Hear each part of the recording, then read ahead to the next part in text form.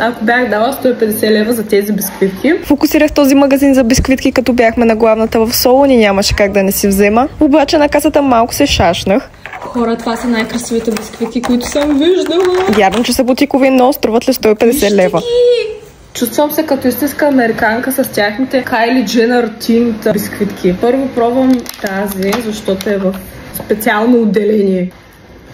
Мекички са. Това докарва на тесто. Жената, съм много сигурна, че казвам. Приятеля ми чу същото. 74 евро. Аз бях такава, добре, но спокойно. 35 лева за. Ако бях дала 150 лева за тези бисквитки, аз честно казано го правя за TikTok, така че не ми покасам фанатичка на тема храна. Милка бисквитка, пистачо, прекалено много пистачо, artificial flavor, банана, soft, stuffed, нещо. Не бих казала, че струват и 35 лева. Докарват на сурово тесто с подсладител, не препоръчвам. Не са толкова вкусни. Изглеждат добре, но не са нищо особено.